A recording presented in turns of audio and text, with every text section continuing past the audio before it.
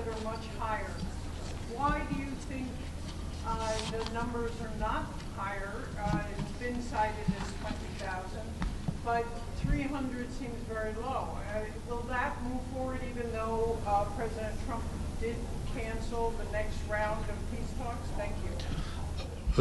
That is indeed a strange contradiction, and I was mentioning that when I spoke. The so-called ICC is talking about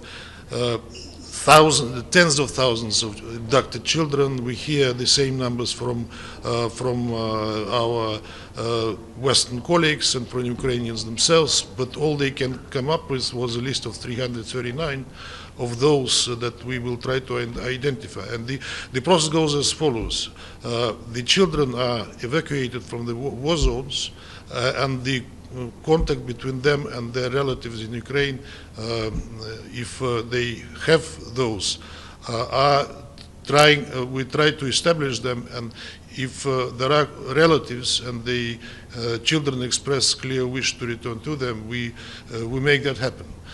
Others, some of them are orphans, some of them do not have relatives there, but the main message is that whoever of these children were evacuated from the war zones, they were not abducted, they were brought to safety, and we are trying to save lives, sometimes at the expense of the lives of those those soldiers on the battlefield who evacuate them. And will that go on despite the... Yes, we said we'll continue, yes. Thank you, Mr. Ambassador. My name is Susan Terwani from WION. I was wondering if... From where? From WION, India's international network. My question is, can you confirm or deny whether Russian officials have offered or made arrangements to facilitate the evacuation of any Iranian government official should tensions rise, and welcome them to Russia? And also, would Russia be open to such? I can neither confirm or deny it. This is the first time I hear that. Ambassador, Stacey Foster, ITV News. Vladimir Putin told Donald Trump at the weekend that he was ready for peace talks.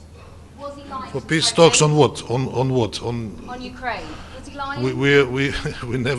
We never said we were not ready for the peace talks.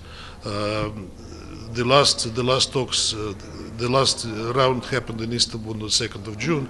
As far as I know from what our officials were saying and what Ukrainians were also referring to, that the next round will take place end of June. But we've seen a 9-hour attack last night, tens of people dead. Tens of people dead. Mr. Ambassador.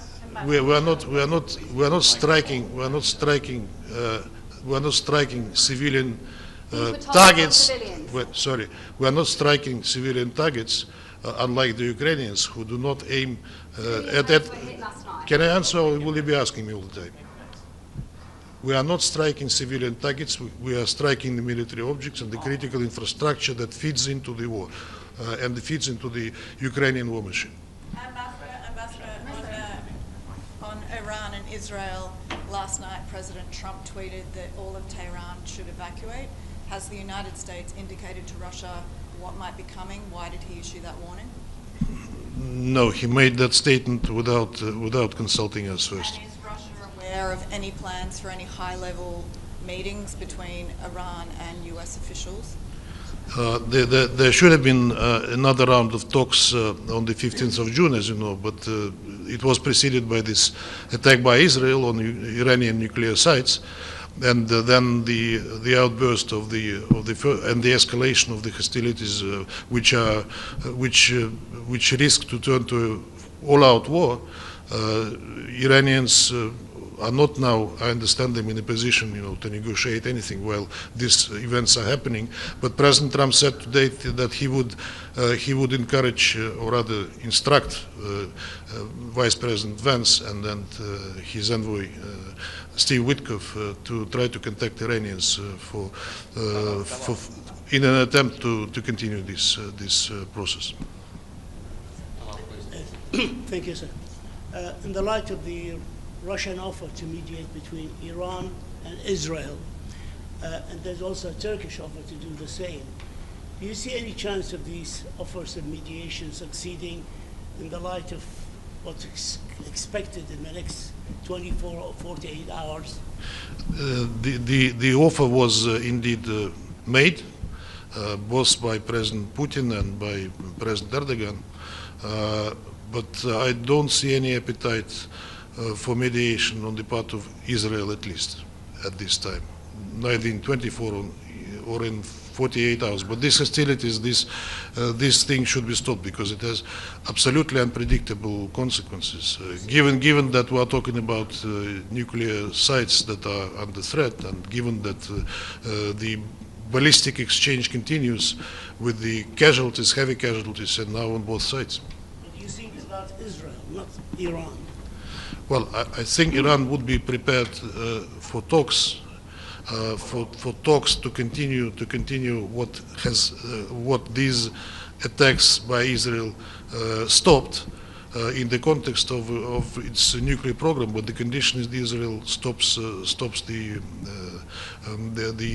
attacks first. Are you coordinating your effort, maybe mediation effort with the United States on Iran and Israel? Could you repeat?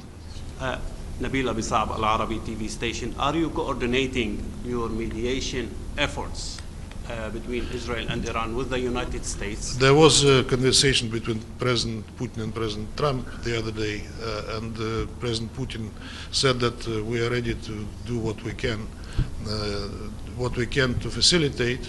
That was said directly to President Trump. So in that sense, yes, we are coordinating, but we don't have any mediation efforts on the ground. Mr. Ambassador, on the Israeli-Iran conflict going on now, Russia, of course, has good relations with Iran and reasonable relations now with the United States. We have good relations with Israel too. With Iran. How concerned are you that not only this could escalate into a wider war, but into a nuclear war? Well, look, the pretext for the strikes is alleged Iranian military nuclear program, which nobody was able to confirm, including the IAEA.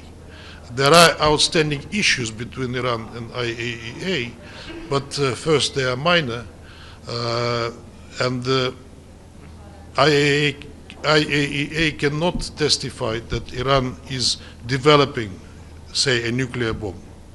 But there are outstanding issues that were subject of inspections, of talks between Iran and IAEA, and that one day or the other should have been resolved. But it suddenly stopped with these attacks. Of course, there is a danger of at least nuclear